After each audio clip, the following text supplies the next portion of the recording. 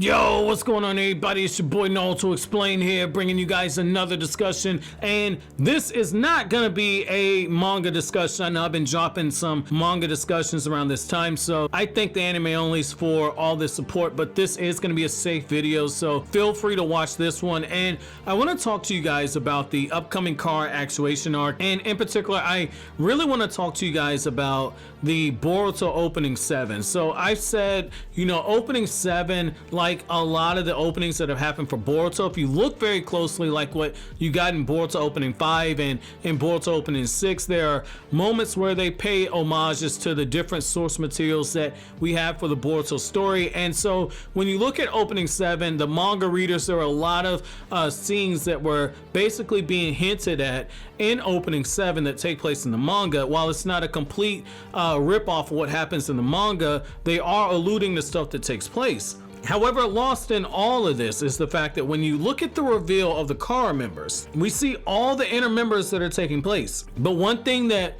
should stand out to a lot of fans is the fact that there's an extra Kara member that is in the opening, and I don't think that's by mistake, because the fact of the matter is, it's like Ikimoto said, like Kodachi said, basically the anime is the complete version of the story. The anime runs parallel to the manga, and so you're gonna have stuff that takes place in the anime that doesn't take place in the manga, and then when it adapts the manga, it adds various things to it. And so when you look at that and you look at the summary you got for the Kara Actuation arc, I really feel like this could be an opportunity for them to use that new member that we see in there, because we know that this arc is supposed to start showing us the various members of Kara, and we saw members from like Boro and Delta, the leader of Kara, Jigen, we saw Amado, we saw all these different characters, we saw Kashi and Koji, and yet at the same time there's this one member that's in the inners that's not actually shown in the manga yet. And I really feel like this could be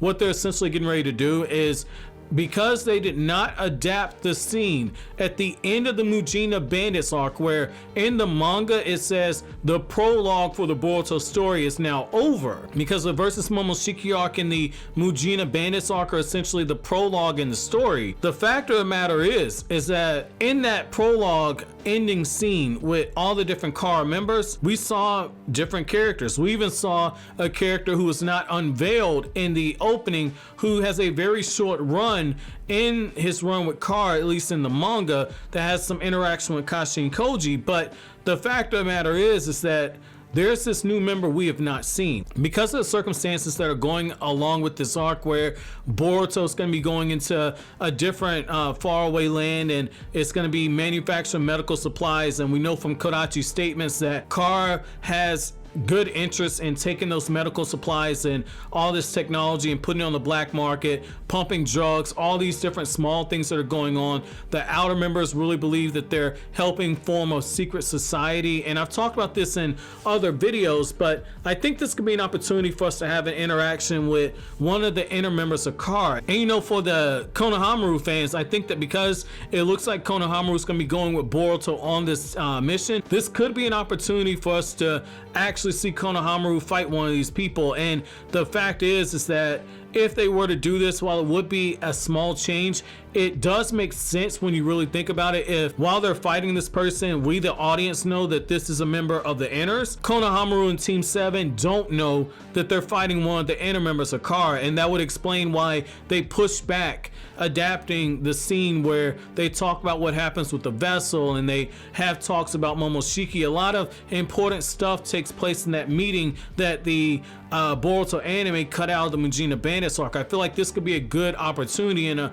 great way to actually segue at the end of this arc is to essentially do that and then adapt that meeting right there. And that's where Kara discusses all the different things that have taken place. And so when they mention one of the members in that group, they could also mention, and manga readers know who I'm referring to, but when they mention one of the members in that group, they could also do a status update about one of the members that went missing in this country that Boruto and Team 7 were in. I think that that could be something right there where the anime uses this arc to begin fleshing out the Kara organization like they said they would do by slowly introducing us to Kara. I think this could be something right here, and this would give the anime fans an idea of how powerful these characters are, especially if you reveal that this character was one of the weaker members of Kara, if not the weakest member. This will start whetting your appetite for how powerful these characters are, especially when certain characters make their debut in the Boruto franchise. So I definitely think this could be something that